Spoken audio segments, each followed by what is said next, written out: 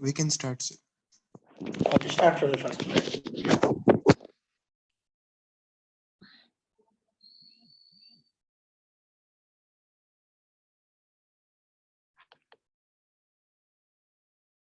Okay, this was actually PET-CT in RT planning. This was conceptualized when I was assistant professor. We used to read articles and do. Then we have found many innovative ways to increase the accuracy. So today I'm going to talk on this topic. They started in when we were way back in 2011 in SIMS. Now it's almost we have 10 years of experience in RT planning in different malignancies. So let me share my experiences. Next slide, please. This is introduction to radiotherapy. Radiotherapy, we were going to damage the malignant cells by use of radiation. As we all know, the next slide, please. It's a tightrope walk. Next slide, please. Next, yeah. So it is a tightrope walk. If you miss, we are going to cause damage. Or if you increase the radiotherapy dose, there will be increased tumor control, but there will be also increased normal tissue toxicities. If you decrease the radiotherapy dose, we are going to decrease the tumor control, but at the same time, normal tissue toxicities is also decreased. So if you want to have a good tumor control with decreased toxicity of normal tissues, good RT planning is required. That good RT planning needs good target delineation. For good target delineation, previously gross tumor volume was based on morphological imaging. Morphological imaging is not adequate for good target delineation. The reasons I will say as we go through the presentation. So here the biological target volume are also called as metabolic target volume, and the metabolic target volume is the key in understanding how we can use. It is better tumor control with decreasing toxicities need good machinery, good insight into tumor, and good imaging. So it is a not a single person task. It's a people teamwork. If you have to good deliver more and more dose to the tumor and less dose to the surrounding, it is a good teamwork. And let me take you through so that you will have an optimal radiotherapy with minimal side effects as possible. Next slide, please. So the therapeutic index, as you all know, we have to work in that therapeutic window only. So by using PET-CT based planning, we are going to increase the therapeutic window so that the cancer cells receive more and more radiation, whereas the normal cells and the adverse effects are limited. Increasing the dose but decreasing the adverse effect is the main concept for any advancement in cancer. So it should be translated to overall survival and recurrence-free survival. Next slide, please. See, as we evolve, previously we used to use anatomical landmarks and we used to use cobalt. I don't know how many of you have seen cobalt days. 15 years back when I started oncology, when I was into oncology, from that time there were predominantly cobalt machines. Only last decade we are seeing a lot of IMRT machines. Then from cobalt came 3D conformal radiotherapy. Those who have idea, there was Babatran machine, indigenously produced Babatran machines, and we used to use CT. And intensity modulated radiotherapy, we are using high slice CT images of PET. Then IGRT, that slide is that because of some problem, we are now IGRT. Now intra-linac cone beam CT, which we have, many centers have cone beam CT in the linac itself, and fused PET-CT based planning, and interim PET-CT also is used for image guided radiotherapy. Now the future is already many centers are practicing. I won't say in the future. Maybe it is a proton therapy we already have in Chennai Apollo, and Tata Bombay is also planning a proton therapy and adaptive radiotherapy and heavy ion radiotherapy. And for that, we need 4D PET-CT, dose painting, hypoxia imaging, PET-MR, whatever. Now MR-based linacs have also come. So you know that once we use PET-MR and MR-based linac, so that this soft tissue delineation will be much more better, and we will be having an excellent, we will be having an excellent tumor target delineation. So, and that too a metabolic target delineation. So we evolve. So as the machine is evolving from cobalt to proton therapy, the what do you say, landmarks are evolving from anatomical landmarks to metabolic landmarks, and that too we are targeting the differences, intratumor heterogeneity, that is including hypoxia and all those things. Next slide, please. Target volumes, as you all know. Next slide, please. Gross tumor volume. This is ICRE 50 and 62. GTV is gross tumor volume, includes clinically and immunologically identifiable primary disease and lymph nodes. Clinical target volume includes GTV and areas harboring microscopic disease. PTV includes CTV and margin for setup errors and normal physiological movement of organs. And internal target volume, margin to clinical target volume to accommodate movement with respiration, especially in those organs which move with respiration. So we have GTV, CTV, PTV, and ITV. The gross tumor volume, which was predominantly anatomical landmark based or CT based, now we are shifting to metabolic tumor volume. This is where my emphasis on today. Next slide. Delineations of organs at risk. You know that organs at risk are those organs which are going to get radiation when we try to treat the primary and planning risk volume. Next slide. So this is the gross tumor volume, clinical target volume for microscopic disc, planning target volume, and then the others are organs at risk and PRB. So the target volume we are going to treat with a PTV and internal target volume. So with irradiated volume, as the treated volume is much more than the gross tumor volume, how can we minimize that? By knowing the metabolics is more important, which is not yet present in the guidelines, which will be the future. Next slide. So the radiotherapy planning system is like that. So that you cannot deliver one day to one area and the other day to other area. So we have to immobilize the patient, and volumetric data acquisition, then image transfer to treatment planning system, and then you delineate the target volume, the 3D model generation, forward planning and inverse planning, and then dose distribution analysis. You do a QA, then do the treatment delivery. So what I am trying to emphasize is, suppose most of the patients, what they do is, most of the clinicians, first they do a CT, then do a PET CT, which is not based on flat couch or with immobilization, and they to rule out metastasis. Then they again do a CT or PET CT for planning. So because of that, there is increased risk of contrast, and in cost also escalates. If you start doing the as soon as you diagnose a patient of head and neck cancer or cervical cancer, first only start with the immobilization device, then and do PET CT. If there do a planning PET CT, so that you will cost and cut on time, contrast induced nephropathy, and all these things. Planning a patient properly. So if it is properly a case of carcinoma cervix, there are three things which can happen: whether it is surgical or radiation, or if it is metastatic chemo. So if you, prior to doing PET CT only, we do in our center, which we are practicing now, we immobilize the patient. Once we immobilize the patient, then we take for PET CT.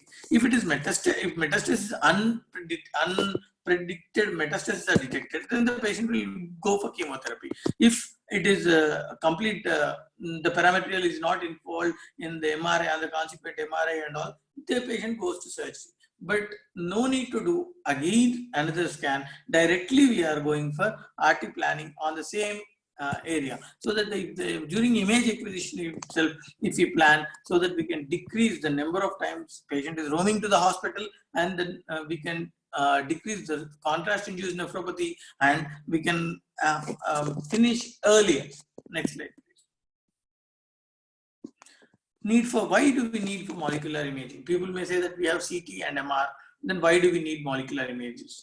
To add a new dimension to tumor contours and improve coverage by accurately identifying non-malignant areas like necrosis, atelectasis, and collections, thereby decreasing normal tissue toxicities. From the beginning, I am emphasizing more and more dose to the tumor and less dose to the surroundings. By removing areas of necrosis, atelectasis, and collections, we can decrease normal tissue toxicity. To identify targets not visualized on conventional imaging, or to decide whether to include or exclude equivocal lesion. Suppose you have a lymph node in the mediastinum in a typical lung cancer, but that is not metabolically active. We can exclude and decrease the cardiac toxicity. Biological heterogeneities like hypoxia and neoangiogenicis. The hypoxic tumors, as you know, are resistant to radiotherapy. So you can give a boost plan or dose escalation. So the main targets are dose escalation and dose de-escalation.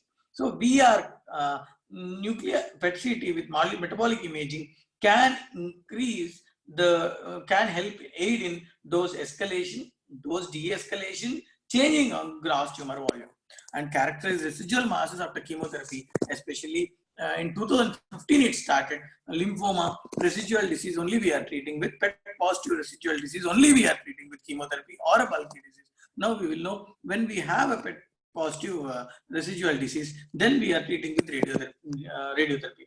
That's why there is an intense need for molecular imaging. Next slide. Features needed in PET-CT machine to facilitate RT planning. Flat couch top. Flat couch, because it should replicate the same position in the linac. So we need a flat couch. Wide bore scanner. Especially in breast cancer patients, hands have to be abducted. See, normally the CT scanner width is 70 centimeter. We also have a PET-CT scanner with 70 centimeter bore. When you are planning, suppose tomorrow you own a cancer center, you want to buy a PET-CT, you have a wide bore scanner, so that in breast cancer, if you want to see visualization of axilla, supraclavicular fossa and all, it will become easy, and radiotherapy planning can be done on the same on the good machine. A good RT planning machine CT should have a wide bore more than 80 to 85 centimeters. Laser beams for patient alignment and respiratory gating, especially when aiming moving organs. The respiratory gating is very important, especially if you are, suppose I know there is in your radiotherapy machines also, you make the breath hold practice and all that ABC. We use ABC here, breath controller, and then with that only we match the at particular point of inspiration only we are doing. So that 4D PET-CT with respiratory gating will help in proper delineation of gross tumor volume. Next slide, please. Different methods of target contouring. SUV value. See, if you have a standardized uptake value, if you have a SUV of more than 2.5, then only you can give the tumor radiation. But this will not hold out. There are tumors like bronchoalveolar carcinoma, that is a subvariant of non-small cell lung carcinoma. Those tumors have less SUV. If you only base the SUV value and cut off, then what will happen is those tumors will not be included in radiation feed itself. That is called as constant threshold method. SUV value means the higher the SUV, you are treating more. The lower SUVs are given less radiation. This is a good thing, but it needs more of practice. And visual method or nuclear physician method, when you are planning, you make your nuclear medicine physician sit beside you, ask to say what is the gross tumor volume. And there is another controversy here also. The images seen on PET-CT console are completely different. Are not completely, I mean, it is not as clear on a PET-CT on a normal radiotherapy console as clear on a PET-CT console. This is because of different configuration of the viewing stations and source to background ratio. So we can, that is also a predominant type of SUV only. So we can go for source to background ratio also. So, and among this, I will say nuclear medicine physician method or SUV value based method means dose painting by SUV value method are very good for target contouring. Next slide. Radiopharmaceuticals, last two classes I have emphasized on radiopharmaceuticals, those targeting different hallmarks of cancer. So I'll not go into it, but commonly used are FDG and hypoxia imaging, sea level methionine. Next slide. Let us go for each cancers, how we can help. Carcinoma head and neck. See, in carcinoma head and neck, the unknown primary, especially head and neck cancers present with cervical lymphadenopathy of unknown primary, squamous cell carcinoma of unknown primary. If we don't know the primary, you have to irradiate the entire mucosa, oral cavity mucosa, nasopharyngeal mucosa, and thereby causing severe, severe problems, severe mucositis to the patients. But PET CT, if properly done by using three techniques like open mouth, puffed cheek, and Valsalva cannot be done for in PET CT but CT. So by using either three manuals, and especially in PET CT, open mouth and puffed cheek, we can identify more number of unknown primaries, 30% more than usual CECT or MRI, thereby decreasing the mucosa. We can, so if you detect primary, you can only irradiate those areas, thereby decreasing the mucositis part. Next slide. If unknown primary of neck nodes of squamous cell carcinoma, all mucosal surfaces of oro, naso, and hypopharynx to be irradiated, leading to extensive mucositis. PET CT has 20 to 35% more sensitivity in detection of primary than conventional imaging. As a result, lot of mucosa can be protected. It is very difficult to actually, what happens is during radiotherapy, because of mucositis, the patient will not be able to feed. People have tried amifostine, all those things also to prevent excess mucositis. Amifostine is a radioprotector agent which is mentioned in your radiotherapy by Hall textbook also, where it goes and protects normal cell. But in using all these also, the mucositis is directly proportional to the irradiated volume. So our intention in unknown primaries is to decrease the irradiated volume, which can be achieved by PET CT because it is more sensitive in detection of primary than conventional imaging, and the sensitivity can be further increased if combined with triple endoscopy, or if it combined with Valsalva maneuver on CT and open mouth and puff cheek on PET CT. Next slide, please. See, this scan is reported by an excellent CT teacher, radiology teacher, but they couldn't identify the primary. Here only they have given as cervical lymphadenopathy. Here, upon PET CT, it is brightening up. So, in easily retromolar trigone region and in the buccal mucosa, there are primaries, and easily it could be identified. So we can spare the rest of the mucosa. So PET CT decreases the total volume of mucosa irradiated in the in head and neck cancers. Next slide, please. Elimination. Prophylactic neck coverage to PET CT negative neck levels reduces mean dose to contralateral parotid. As you all know, xerostomia is one of the limiting factors of radiotherapy, and patients have bad growth, digestion problems, swallowing problem, and all. But this is still a topic of discussion and debate, where the papers for and against. By delineating gross tumor volume by PET CT, parotid sparing can be attained with more frequency, and this is a practical experience. And there are Red Journal and Green Journal also have shown some papers. Next slide. So, summary of studies reporting changes in GTV with the addition of PET CT. At least GTV increased or decreased approximately by 13 to 42%, and minimum of 20%, averaging of 26 to 28% in different publications as of now. In few GTV increased, in few GTV decreased, especially if the tumor and the surrounding muscle or the node and surrounding muscle have same HU, then it will be on CT, it will be either underreported or overreported, which can be overcome by using PET CT. Next slide, please. Next slide, please. Now, carcinoma esophagus. When we have carcinoma esophagus, nowadays it is further emphasized, because if PET CT is negative after definitive chemoradiation, patient can be on active surveillance. In CA esophagus, we have cervical, upper, middle, and lower thoracic esophagus. The cervical and upper and middle, cervical and upper thoracic, cervical and upper thoracic esophagus. 1 minute, I got that.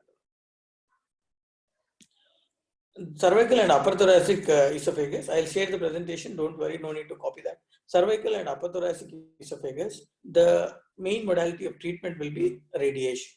And the problem with the esophagus is you have an endoscope. It cannot be negated down. Suppose if you don't know the inferior end, CT is not very good in identifying the inferior end of the esophageal lesion. If the lumen is here and obstructed here, you don't know what is the inferior extent of the tumor. CT may not be accurately predict. When the endoscopy is not negatable, or it is not going, or if there is a complete obstruction, then you don't know where is the inferior extent of the tumor. Suppose the tumor is starting at cervical esophagus, but where is it ending? If it is 15 centimeter starting and it is causing complete occlusion, where is it ending? We don't know where is it ending because endoscope cannot be passed and CT is not very good. And whenever there is submucosal spread also, you cannot identify by CT whether and endoscopy. Of course, EUS can help to some extent. So the ideal investigation in CA esophagus are endoscopic ultrasound and PET-CT. PET-CT not only detects metastasis but also helps in guiding the inferior extent of the tumor. Next slide. Precise identification of proximal and distal tumor margins is important because recurrences can occur at the tumor edge due to clinically inapparent submucosal spread of the disease longitudinally behind the visible tumor. The same thing which I was saying, I am emphasizing more. And the two things you should know: in-field recurrence or out-of-the-field recurrence. If you delineate the tumor properly, the out-of-the-field recurrences will be low because most of the times you will end up to decrease the toxicity, you will be ending up drawing the tumor margins, superior and inferior margins, as seen on CT, which may not be correct because if there is a submucosal spread, you will miss that. FDG-PET accurately defines proximal and distal limits of primary tumor GTV.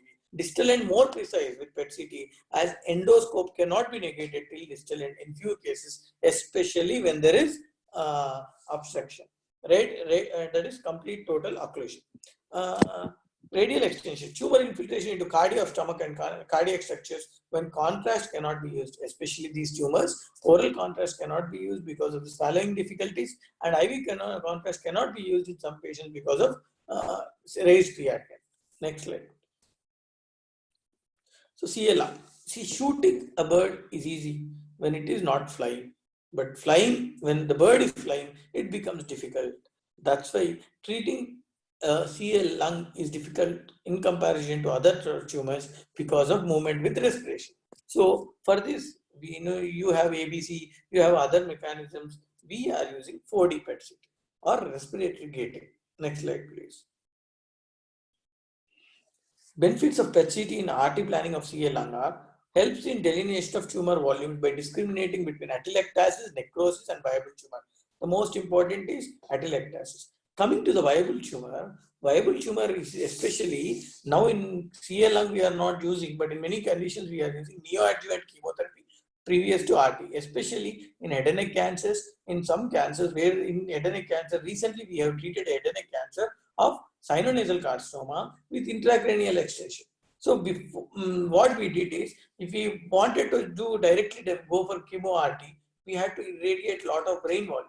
So we gave neoadjuvant chemotherapy, caused shrinkage of the tumor so that the critical organs were spared, and then we did RT planning. Like that only, viable tumor, especially wherever you are using neoadjuvant chemotherapy followed by RT. And the other one is reduces inter-observer variability, identifies involved lymph nodes, helps in preventing marginal missile of high SUV areas. I'll talk one by one. Apart from upstaging in significant proportion, suppose occult metastasis, you are treating a stage 3B lung cancer. If the patient has metastasis somewhere in the sacrum, which is not picked up by the conventional imaging, unnecessarily you are making a palliative case curative, and if you know, of course, now you are giving durvalumab as a adjuvant after radiotherapy, after definitive chemoradiation also. But TKIs have actually, in some cases, especially in lung with extensive disease in 3B, has poor prognosis compared to stage 4 with good mutations. That's why choosing a proper case and doing it properly is very much important. Next slide, please. The maximum diameter derived from CT-based delineation was overestimated compared to pathology, especially at large tumor diameters. That is because of presence of atelectasis, which CT cannot identify. PET-based tumor delineation methods provided maximum diameter sizes in closer agreement with pathology. This is done many times, and we also have seen this. We have done few cases where CT delineation and PET delineation, and PET accurately delineated maximum tumor diameter. This was done in a simple observational study in breast cancer, where the CT diameters were much and the PET diameters were low. Next slide. So RTOG has recommended standardizing CT definition of lung cancer by encompassing only the gross tumor volume and PET positive lymph nodes. We all know for mediastinal staging, the ideal will be mediastinoscopy, but mediastinoscopy cannot be practically possible because of many constraints in India. At that time, PET positive lymph nodes only can be involved in the RT field. Next slide.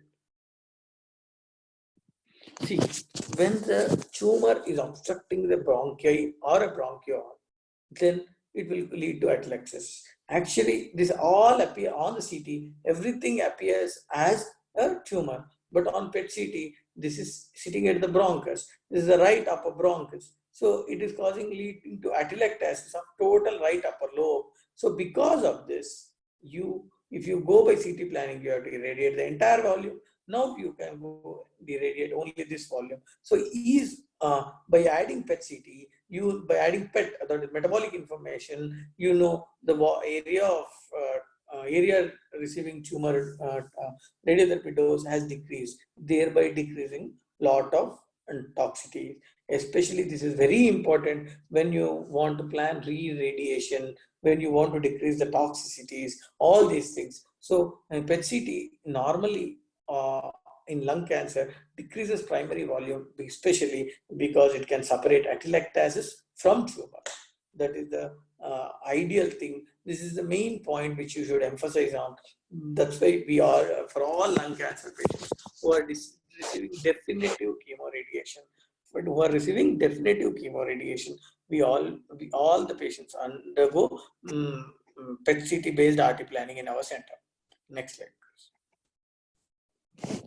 Increase in primary volume, especially you see here, this on CT, the muscle, it is looking, the tumor is and muscle are having the same HU. So we feel that that is a part of the musculature. But when we see the PET, even by decreasing the contrast, that by increasing the signal to noise ratio also, we can easily identify that it is tumor is masquerading as a muscle. So sometimes there can be increase in primary volume also, especially when the HU of the muscle and tumor are alike. Next slide, please. Nodal volumes. Contralateral subcentimetric nodes. Here you can see in the contralateral, this is the right lower paratracheal, that is 4R. So whenever you are talking about mediastinal station, one is superior mediastinal, 2 is upper paratracheal, right upper paratracheal, 2L is left upper paratracheal, 3A is prevascular, 3P is retrotracheal, 4R is right lower paratracheal, 4L is left lower paratracheal, 5 is subaortic, 6 is parietic, 7 is subcarinal, 8 is paraesophageal, 9 is pulmonary ligament, 10 is hilar, 11 is interlobar, 12 lobar, 13 segmental, 14 is subsegmental, and all the stations you should know. And if you see this CT, would easily miss the contralateral hilar node, which could be the focus for recurrence. It is not included in the field of RT. If you have a doubt, go and do EBUS guided by FNA. But when EBUS guided FNA and mediastinoscopy are not available, please include all the nodes which are PET positive in the RT volume. Next slide. GTV. So am I talking only theory, or we practicing. We have practiced. We have shown. We have in the previous institute which I was associated with, Sri Venkateswara Institute of Medical Sciences, Tirupati. We have published a paper also, which is there in Asia Oceania Journal of Nuclear Medicine and Biology. There is around 30% of patients changed in gross tumor volume, and the mediastinal tumor volume, mediastinal nodal volume also changed in significant proportion of patients. Next slide. GTV changed in 55%, but the change was significant in 30 to 40%. And this holds good with the data published in rest of the world also. Next slide, please. And importance of respiratory gating. See, do the tumor, because as the tumor moves, the signal emitted is also moving. So because of that, conventional PET, you have a bizarre margins, whereas with 4D PET, you have a good margin or higher signal to noise ratio because of respiratory gating. Yes, we don't have respiratory gating PET CT in our center, but wherever possible, we are trying to do a respiratory gating. We are trying to acquire. We are asking the patient to breathe hold for 30 seconds. We are acquiring again in 3-4 times we are doing, but it is an experimental mode of doing that. And till now we have been successful. We'll publish that, then we'll come back to you. Next slide. So there is evidence, there is a significant evidence, and previously PET and CT were acquired separately and fused. Now we have fusion PET CT, that is CT is acquired first and PET is acquired later. Now in PET MR, it is simultaneous acquisition. That PET and MR are simultaneously where here regular PET CTs all over India, except 1 or 2 centers where they have digital PET.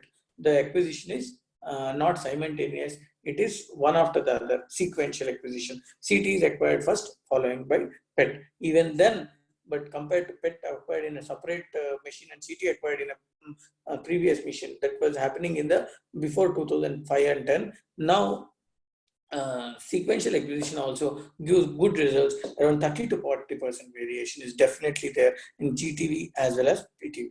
Next slide.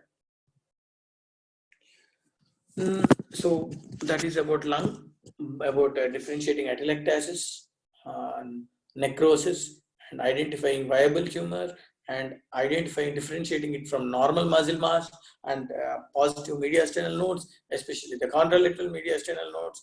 These are the benefits of, and PET CT changes significantly, and there are a lot of literature is coming out that the recurrence-free survival is much better when PET CT based RT planning is used in patients with definitive chemoradiation. Coming to CA cervix. CA cervix is interesting because you comes completely to the area of both. If it is the parametrial infiltration is not there, you are going with surgery. If parametrial infiltration or nodes, regional, especially pelvic or paratic, the periatic nodes, which were considered as a part of 4A, now are considered as a part of 3C2 with the recent FIGO staging, and they need extended field RT. Whether to give extended field RT or whether to give only regular traditional RT. There is a traditional RT versus external field RT is based on periatic node involvement. And the periatic node involvement, substantively periatic nodes, can be easily identified with PET CT. PET CT detects periatic nodes with more specificity, and the specificity and the sensitivity for periatic nodal detection, the specificity is comparable to MRI, but the sensitivity is much higher. So the accuracy is also much higher with PET CT. MRI versus PET CT in lymph nodes, I am showing it. Next slide, please. And another point, this patient actually, patient is having palpable mass in the vagina, from the vagina, per rectal and per specular examination. There is PR and PS. Both there is a on and PR there is parametrial infiltration also posterior, and but 2-3 times biopsy done negative. Patient has discharge, bloody discharge. What do you call it? Bleeding per vaginum, and patient has white discharge per vaginum, and patient on speculum also there is mass. On PV examination also there is mass. On PR there is parametrial infiltration. Patient underwent thrice biopsy in another center. Then they came to us. Then instead of repeat biopsy, our consultant has asked for a PET CT. Then you can see there is a necrotic tumor in the medial aspect. So continuously they were getting biopsy from the medial aspect, which was having the necrosis, and the lateral aspect was viable tumor. Not only that, in the same patient would also see the parietic nodes. So this patient again underwent underwent a biopsy predominantly from the lateral hysteroscopic guided biopsy, something they did, and there they could find, and it was clear squamous cell carcinoma. HPV-16 was positive, and the parietic nodes were present. The patient underwent extended field RT and is doing well now. Next slide, please. So, role of PET-CT in cervical cancer, detection of parietic nodes, not only parietic nodes, pelvic node lymphadenopathy also is better detected by PET-CT. Not only that, differentiating viable and non-viable tumor also, and no role of prophylactic RT for parietic nodes. That is a controversy which I don't want to get into, but our experience is prophylactic RT had no significant change. Next, and unnecessarily caused more complications than good. Next slide. CA breast. In CA breast, the multifocality is less addressed, especially if you have a CT only or you did not mammography, you have another birads lesion. Multifocality and multicentricity. The same quadrant is multifocality, other quadrants is multicentricity. And multicentric tumors and even multicentric DIS also needs adjuvant RT. So all these cases are well addressed by PET-CT. And the other thing which is very important is internal mammary nodes. If you have an internal mammary node, if you are irradiating uh, internal mammary node, if you don't do PET-CT prior proper staging, PET-CT is not included, that the probability of detecting internal mammary nodes is very low, because the CT has low sensitivity for detection of internal mammary nodes. So by missing internal mammary nodes, mediastinal recurrences can happen. And internal mammary nodes, if you are over treating, prophylactically start treating internal mammary nodes, unnecessarily radiotherapy related toxicity to cardia will be more, especially if you are treating left-sided breast, left-sided internal prophylactic left internal mammary node irradiation. The dose or threshold to LAD will be very high, and patient will get a lot of cardiac toxicity. Next slide. So main question is whether to include internal mammary nodes in field of RT or not. This should not be given. The scan should not be taken into consideration after neoadjuvant chemotherapy. If your question is to whether include internal mammary nodes in field of RT or not, PET-CT should have been done as a baseline PET-CT. Many people ask, baseline PET-CT is not recommended, NCCN doesn't support that. Then I say, I'll ask simple question, whether you will include internal mammary nodes in field of RT or not. For T1, T2 lesions without nodal spread, where you don't want to include internal mammary nodes, you have to have a proper plan in place if you want to include internal mammary nodes in future or not. If you say there is a bit of suspicion that I may include internal mammary nodes in future, then PET-CT is mandatory to say whether internal mammary nodes were involved or not. PET-CT has very high sensitivity for delineation of internal mammary nodes. Next slide, please. And lymphomas, now I have covered lung, I have covered cervix, I have covered breast, and I have covered head and neck malignancies. I am going for lymphomas. Lymphomas, now you have a 5-point PET, 5-point De Villers criteria. Any PET report without De Villers criteria, especially not the baseline, interim or end of treatment PET, that is called as IPET or EPET, end of treatment PET, you should have De Villers criteria, especially when score of De Villers, 1 is no uptake, 2 is uptake less than mediastinum, 3 is uptake more than mediastinum but less than liver, 4 is uptake moderately higher than liver, 5 is markedly higher than liver or new lesion which are lymphomatous, and X is new areas of appear unlikely to be related. Why we have to have the lymphomas? As going back as 2015 itself. Next slide, please. PET-CT based target delineation of pre-treatment bulky disease in responders, post-treatment residual disease contributed to decreasing RT fields. If you see, exactly go back and see, if you have a library or if you are in your department, see 20-year back radiotherapy files, most of them used to be lymphomas, hemibody irradiation, whole body irradiation, mantle field irradiation. Now it is involved field RT. That also is going and now are further advancing to involved nodal RT.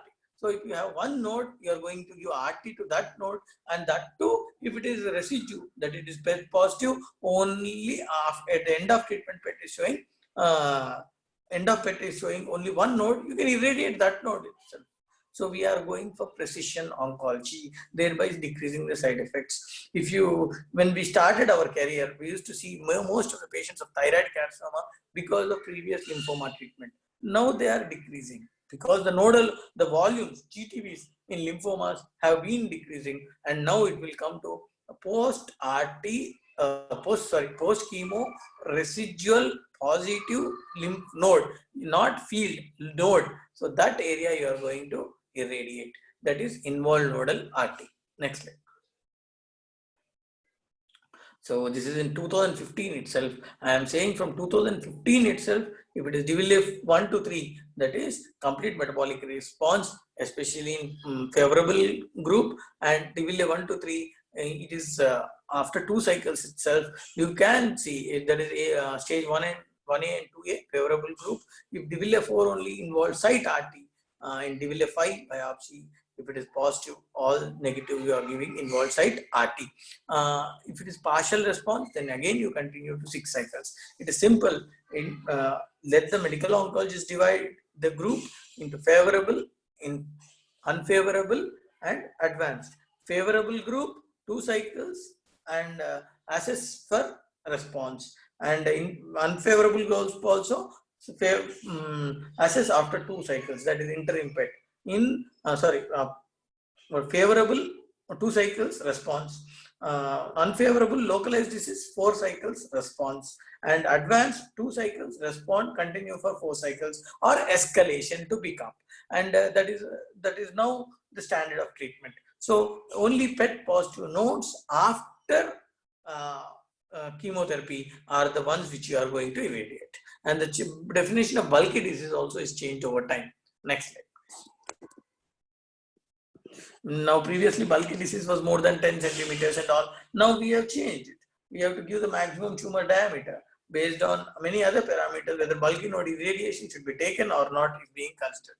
In CNS tumors, especially I have emphasized when I was talking about radiopharmaceuticals, the ability of PET-CT to talk about radiation necrosis versus tumor recurrence. The ability of PET-CT is very high compared to conventional MR, not with a new sequence MR.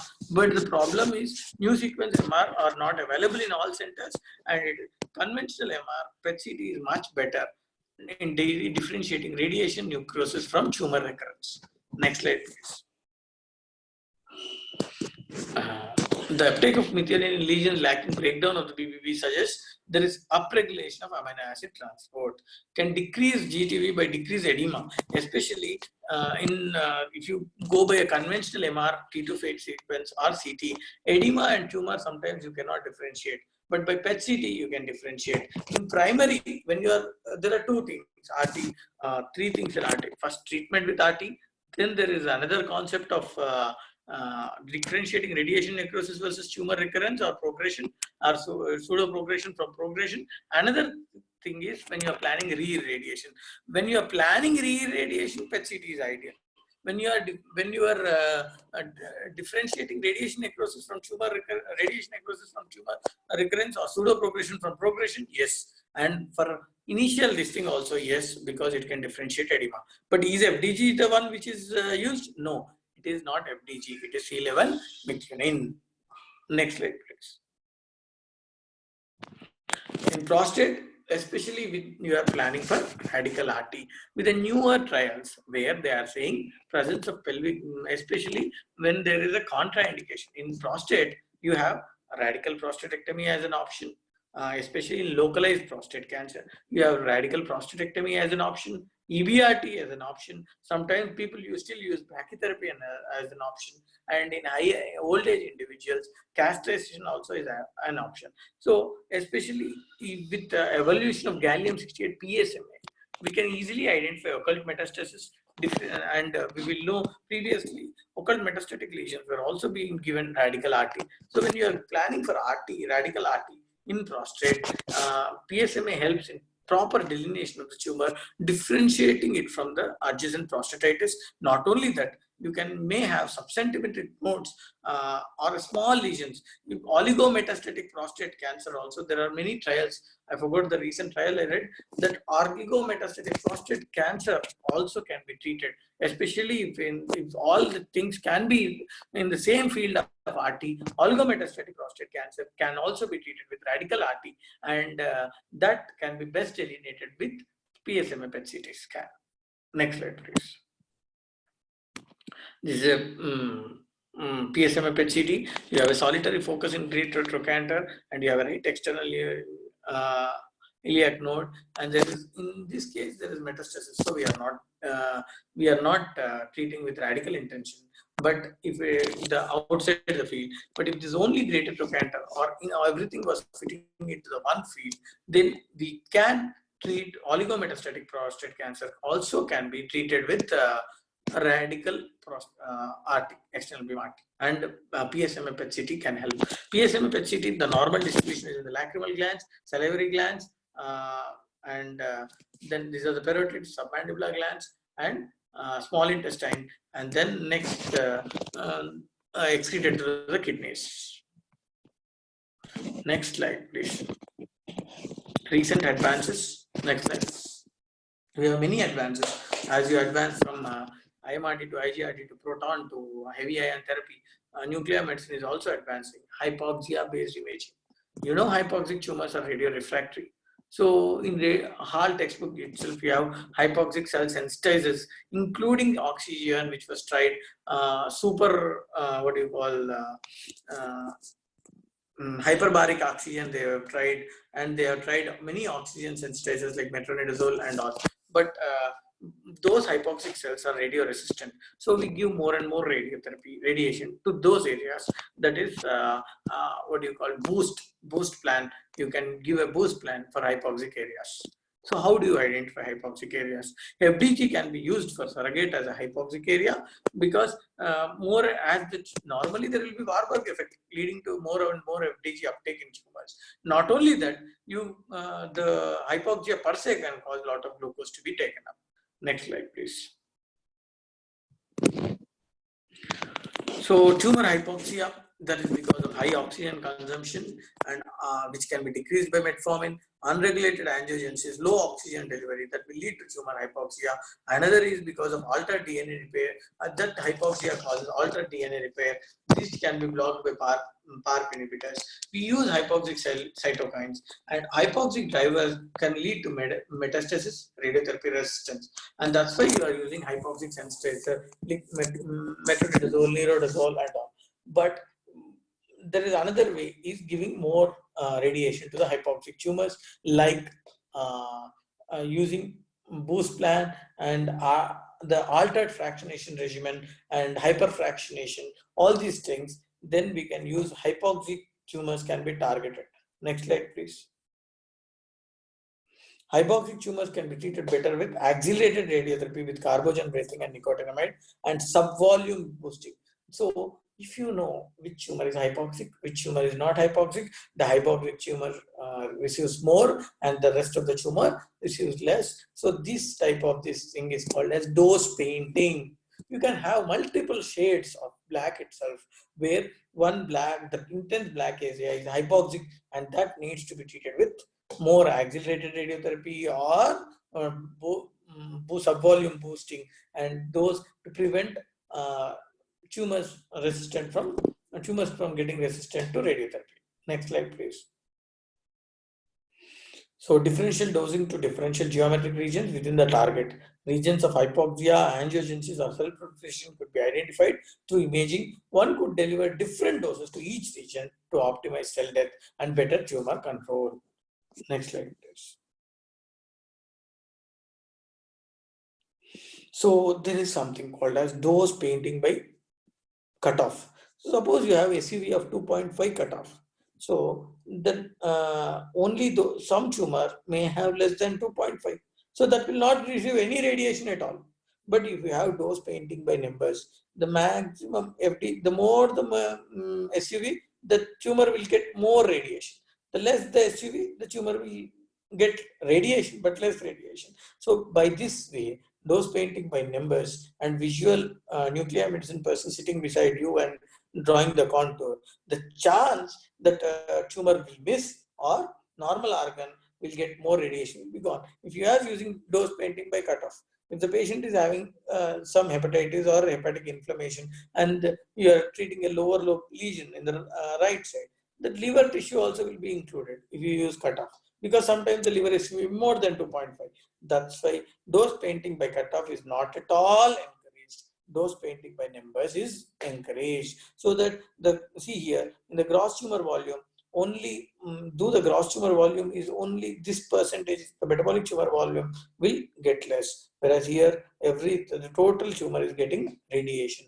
So dose painting by numbers is an ideal method in doing gross tumor volume contouring by PET FDG especially. Next slide, please. And this is ATSM is also an hypoxic based tracer, which also can identify hypoxic areas. And you can see on FDG whole tumor is showing intense uptake, but in ATSM only some area is showing a high uptake. Those tumors can be treated with higher, especially accelerated radiation or sub volume boosting. Next slide. Adaptive radiotherapy, as we all know, this is the newer advancement. In between radiotherapy, we are doing PET-CT and we are targeting which area is decreased and which area is not decreased. This is the recent trials which are going on adaptive radiotherapy. Few trials were very promising, and by changing the gross tumor volume over time during the course of radiotherapy has provided excellent results. Next slide, please. One of the most promising areas in radiotherapy research, the study changes that occur in tumor during a course of therapy. Some areas may become hypoxic during the radiation, and some tumors may respond to radiotherapy very early. Serial PET images during a course of radiation therapy could potentially provide prognostic information and, more importantly, provide an opportunity to give high RT dose to regions of tumors that show the poorest metabolic or proliferative response. But this needs more robust studies. That is, suppose you are giving 20 fractions, evaluate 10 fractions, which areas have responded and which areas have not, and then treat accordingly. That is part of adaptive radiotherapy, which needs more robust studies. This can be taken as part of your, if there are MD or DNB students, they can take this as part of their thesis protocol. And brachytherapy, PET-based brachytherapy. You all have ovoid and tandem-based brachytherapy that was 2D this thing, but now with the newer machines, you have volume-based brachytherapy, and especially in cervix, if you have residual volume PET positive area, you can treat with that area. That is the recent advance. And volume-based brachytherapy, PET-CT, is going to play a key role. But because brachytherapy is, if you are giving in between external beam RT brachytherapy, there is no role of this. If you are giving after end of EBRT, then PET-based volume planning for brachytherapy has a key role. Next slide. So that is the conventional brachytherapy. You have point A and point B based brachytherapy. I think many are oncologists here, and I need not explain what is point A and point B. Next slide, please. So based on the tandem and ovoids, you are going to give RT. That was the past. Now it is volume-based brachytherapy. Next slide, please. So problems with conventional brachytherapy are tandem is placed in the central uterine canal and ovoids are placed in the vaginal polyps. So to give dose to entire uterus, cervix, and upper part of it. Based on conventional planning, more dose to bladder and rectum are received, causing lot of unnecessarily chances of recurrence in the uterus are less. But the problem is more and more rectal toxicity and bladder toxicity, cystitis and the proctitis are very much high, and the chance of recurrence is less. But 3D planning, the chances still the recurrence further falls. Next slide. And we are using volume-based brachytherapy. So for volume-based brachytherapy, all these days we are using CT. Now I am saying PET CT is much better. People are doing a lot of trials, and PET CT-based volume-based brachytherapy or MR-based volume-based brachytherapy is going to be the future. Next slide, please. In this GTV at the time of brachytherapy, but the problem is again cost. If you have to do at the time of brachytherapy, if you are going to check GTV, you have to do again PET CT. The other problem is PET CT cannot differentiate inflammation from tumor up to 3 months. So if you are doing a brachytherapy, within the brachytherapy schedule will be after EBRT within 1 week of fortnight. So it will PET CT will overestimate because of inflammation. That is the problem. But new tracers like FLT and all can properly delineate gross residual at the time of brachytherapy. So these volumes are now mostly playing with MR, but PET CT also helps in accurate diagnosis, not FDG PET CT, it's FLT PET CT and other tracers, newer tracers like gallium-68 FAPI, fibroblast activating protein, which can differentiate inflammation from tumor, and especially in early stage, then those can be used for PET-based volume brachytherapy. Cost is the only hindering factor. Next slide, please. FDG PET brachytherapy treatment planning is feasible and accurate. The use of a unique model for tumor, that FDG PET people have tried, but I am not convinced because of its inability to differentiate tumor inflammation from residual tumor, especially in the early course of the disease. And this can, of course, still FDG PET can help if the tumor has completely responded and only minimal remaining tumor is present. Then FDG PET CT can help. Next slide, please. Especially bladder and rectum can be prevented.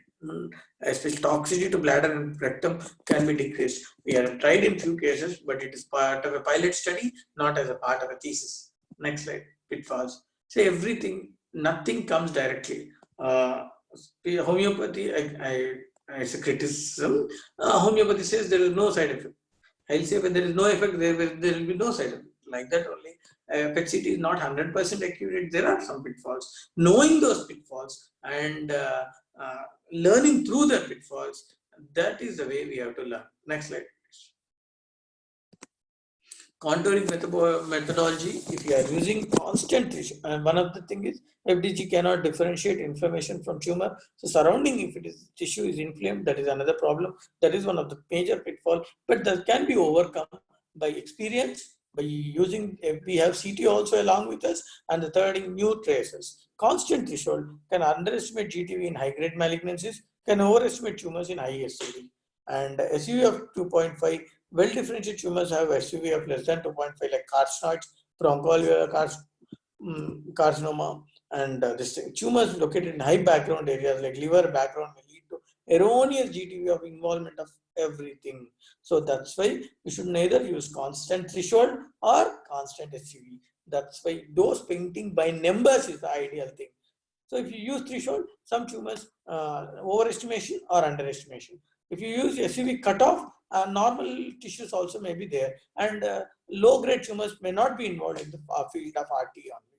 That's why contouring methodology should not be constant threshold or SUV cutoff, which are being used regularly. The contouring method should be visual and directly proportional to the numbers. Dose painting by numbers. Next slide, please.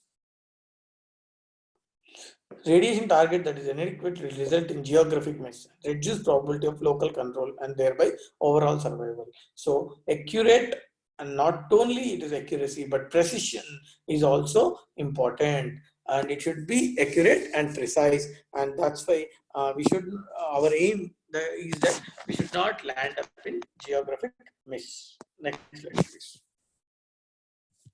there is any evidence to say PTV changes in common malignancies and decreases side effects, and little evidence that increases disease-free survival. That is already there, but still robust evidence has to be generated to see whether the changes in PTV can be translated to overall survival, progressive-free survival, and cost effectiveness. To make it cost effective, what we are doing in the departments is, when the patient of any squamous cell carcinoma, which is a potential candidate for radiotherapy, is advised for PET-CT, only thing is we do it in as per the RT protocol by using immobilization device and flat couch, so that if the patient has metastasis, he'll directly land up in chemotherapy. If the patient is operable, they'll go for surgery. But if a patient has to go for RT, there is no need of a repeat study.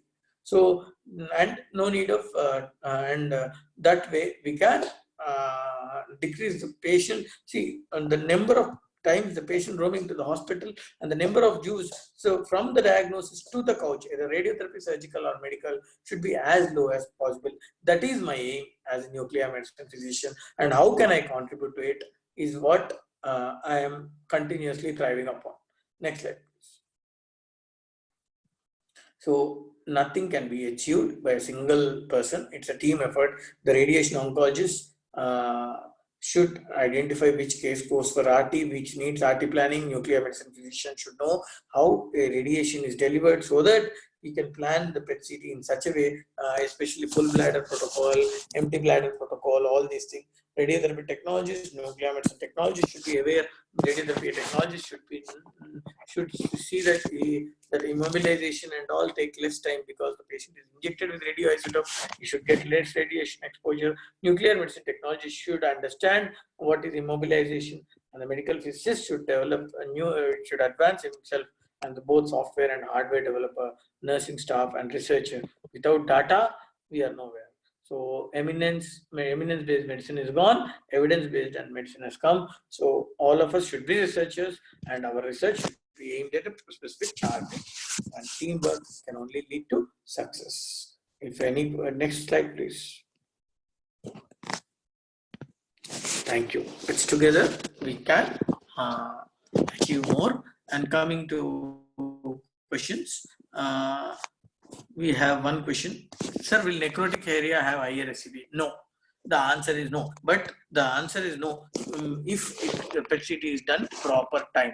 That is, if the PET-CT is done 3 months after definitive RT, necrosis will not have uptake. If the PET-CT is done immediately after RT, then because surrounding necrosis, there will be inflammation, which can cause increased uptake. So timing of PET-CT is very much important. If it is post-surgery, if you want to see in the same area, it is after 3 months. And if you want to search for metastasis, even if you're post-surgery, the next day also you can do for PET-CT.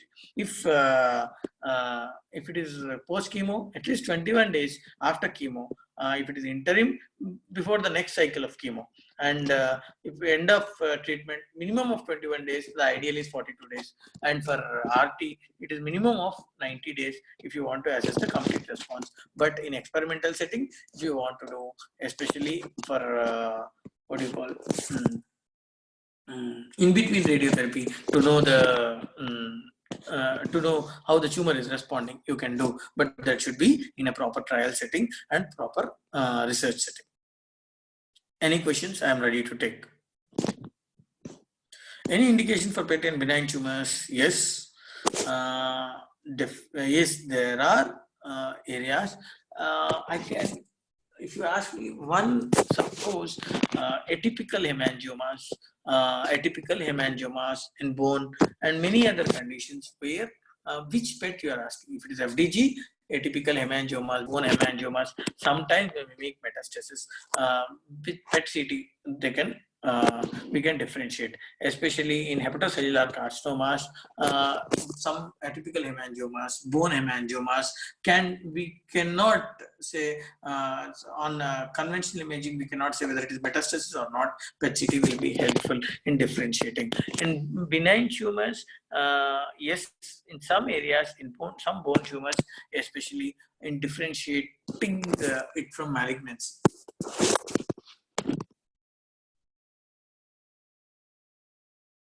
If you give a specific question, I can answer. Because there are wide variety of indications for PET-CT. We do PET-CT for fever of unknown origin, Takayasu arteritis, and many other things. So, that's why if you ask me specifically in this histopathology, what is it, I can answer.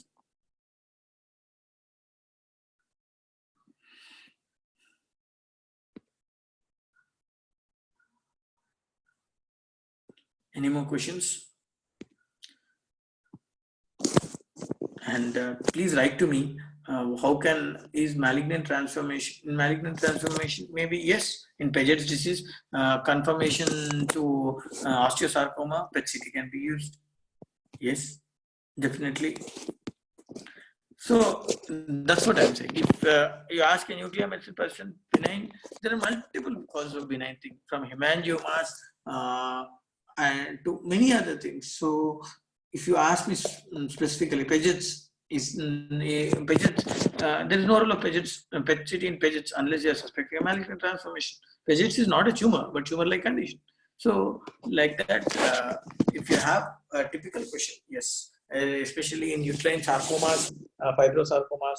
Fibroids will not show any FDG uptake, but fibrosarcomas do. So, based on the clinical indication, our answer is you discuss. The more you interact with radiologists, nuclear medicine, medical oncology, surgical oncology colleagues, the more knowledge you will get.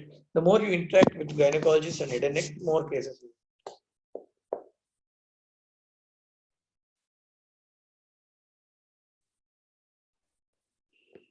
Okay. Thank you, Aarti. Any questions?